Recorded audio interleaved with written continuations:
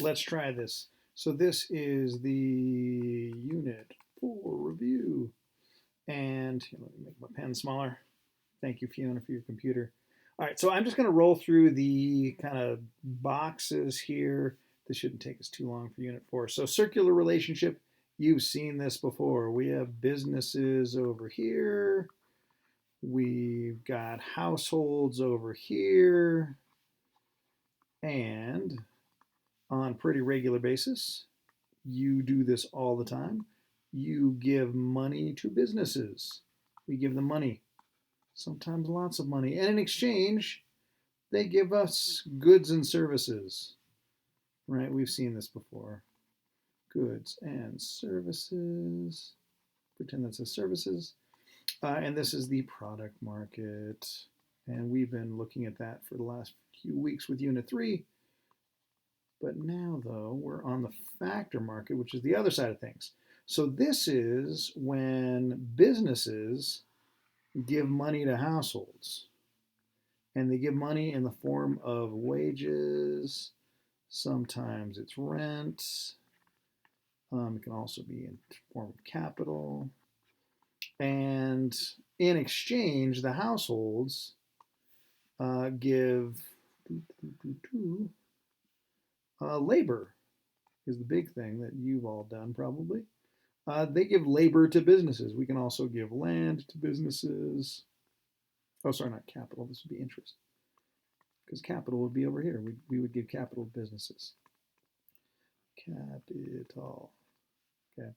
And in return, we get some sort of interest. Okay, so we're going to get to that in a bit. So that is that. So that's that first box. That's circular relationship. And just know, and this is the factor market over here. Wait, I was going to write product market again. This is the factor market. And just know that these two things are interdependent upon each other.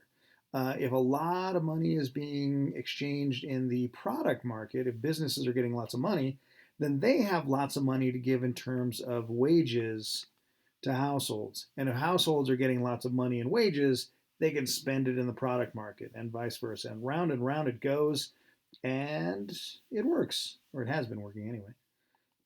All right, next, marginal physical product. So probably the best way for me to do this is I'm going to get some numbers here. So we're going to talk about some workers.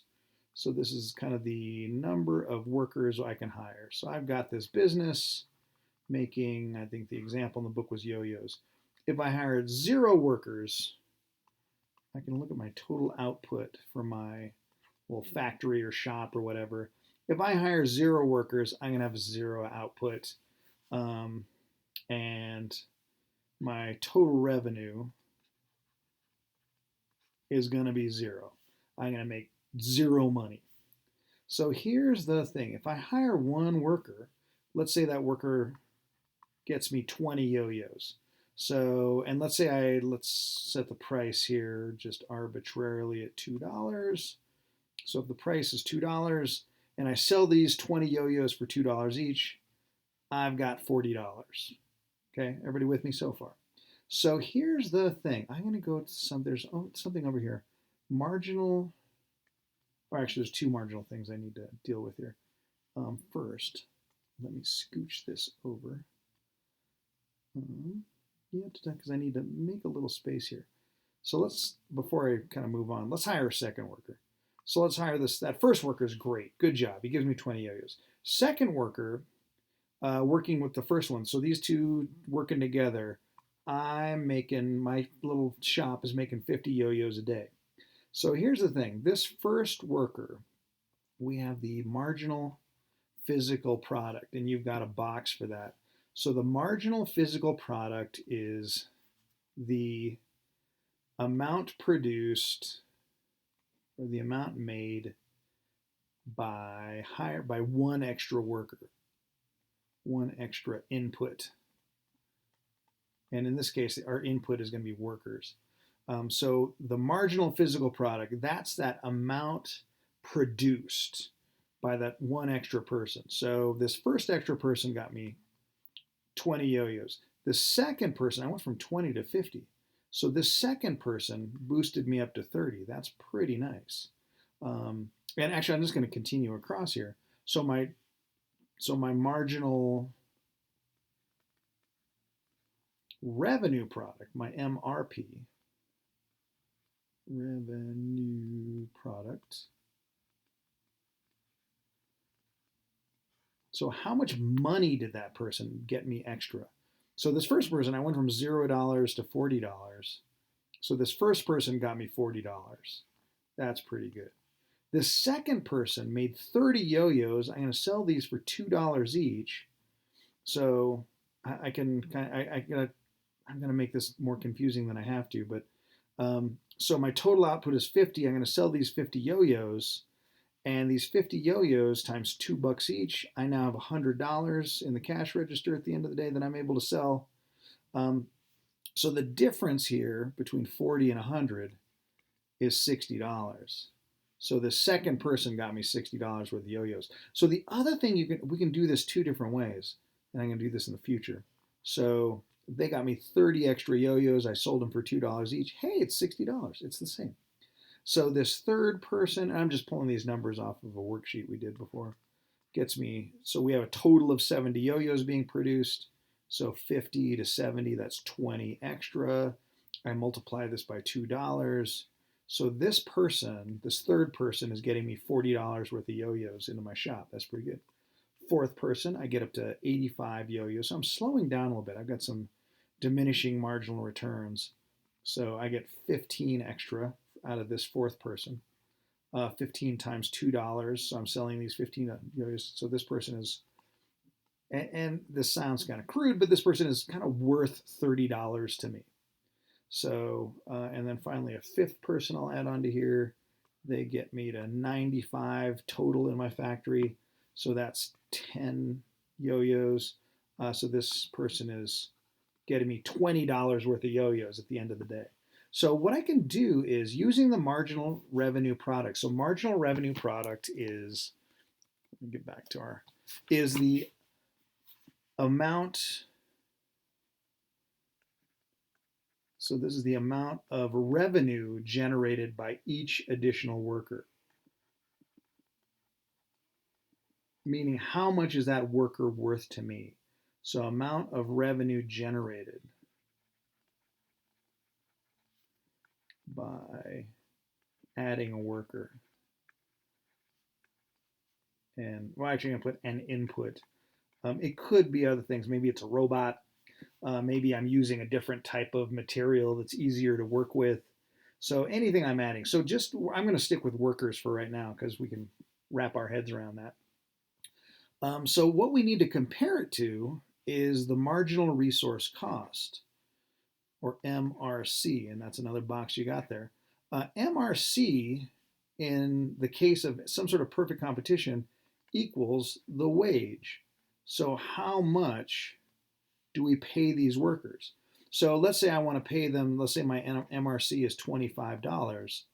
So I'm going to pay them $25 an hour or a day or whatever it is that I'm making these yo-yos for. So I need to then ask the question, do I hire this worker? This worker is worth $40 to me, and I only have to pay them $25. That's a good deal. I'm going to hire this worker. This worker right here is worth $60 to me, and I only have to pay them $25. That's a great deal. 40, and I only have to pay them $25. Yes. $30. Okay, we're getting a little tight here, but yeah, I only have to pay them $25, and they get me $30 worth of product. That's fantastic. But then we get down to here, and this worker, again, they're a wonderful person. They work really hard. It's just my plant, my factory, can really, at my prices, can only handle 4 workers. So this fifth worker is only getting me 20 extra dollars an hour, and I got to pay him $25 an hour. Sorry, dude. I'm not going to hire you. So things that can move the marginal revenue product. So how many workers do I hire? I hire until MRC equals MRP.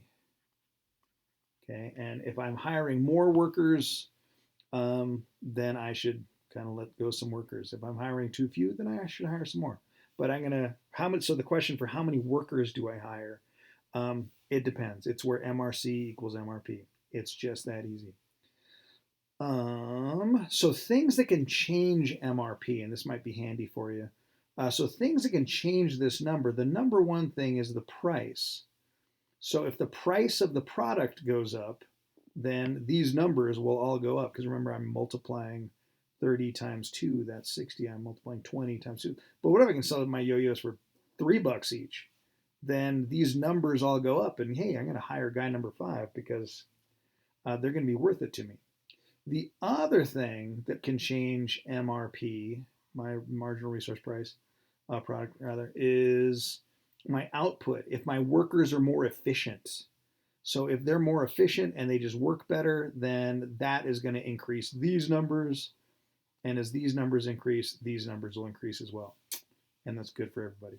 All right, so when it comes to factor market pricing, this is, I think these are the last graphs we have to deal with. So in a kind of perfect competition for labor, it's going to look like this. It's just, there is a demand for labor. That's the number of people that want workers. And this is going to be the wage up here. And this is going to be the number hired. And there's going to be a supply of workers. So this is all the potential employees out there. And it's really just this simple. The market is going to hire this many workers. That's my quantity. And they're going to pay them this wage. Okay, and that's my price for labor. That's it. Perfect competition. Just that easy. Because my supply of workers, this equals my MRC. And my demand for workers, this is my MRP. Wait, did I do that right? I don't know if I did that right. I might have done this wrong. Hold on. Are those backwards? I cannot recall. Hold on.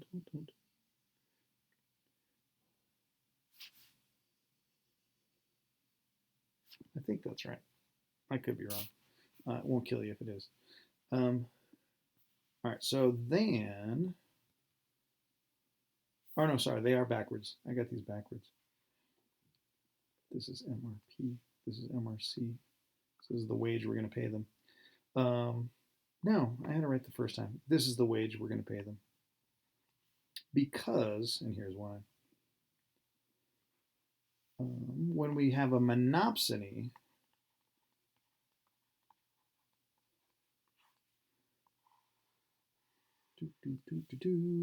we have this demand for workers. But here's the thing. I am the only person in town hiring. So because I'm the only person in town hiring, here's my supply of workers, I can pay them different amounts depending on how many I want to hire. So I'm going to have an MRC that's going to come up here.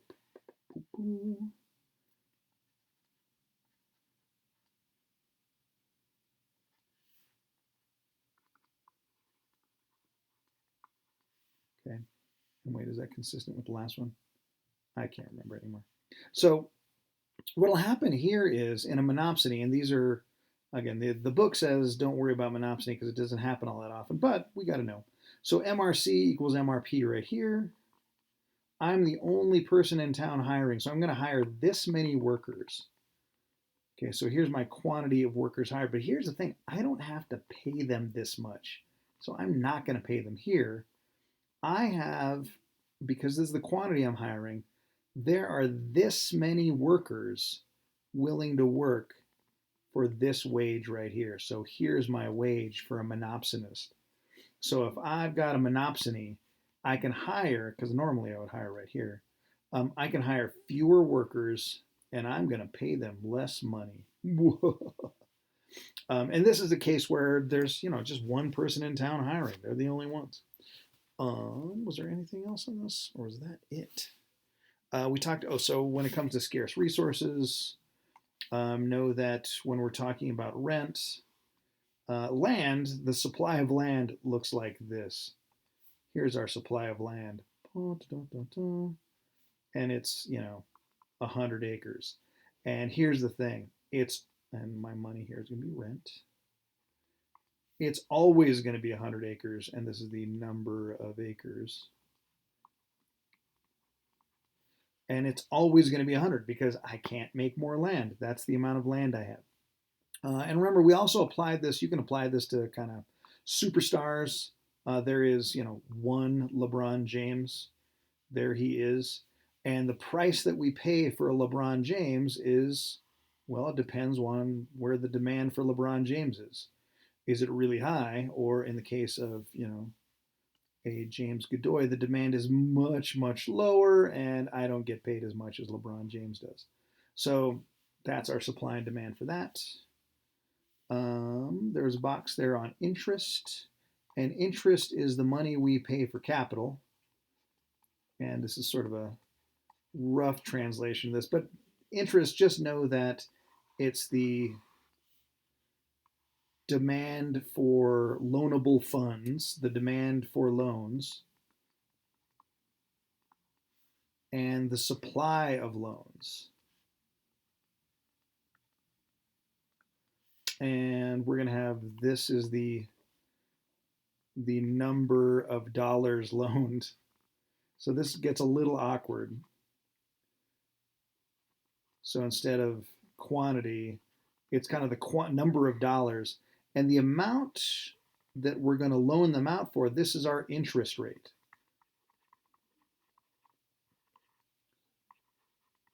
And you can kind of play around with this as you like. If the demand for loanable funds goes up, then we can charge a higher interest rate if we're going to have a new demand curve. If the supply of loanable funds goes way up, because lots of people start putting their money in the bank and banks have more money to loan, then the interest rate will go down. So that's that. And then the last bit on profits, just know that profits are the payments made to entrepreneurs. I don't think we're going to have a question on that. So that's it. That's the deal. That's the whole thing.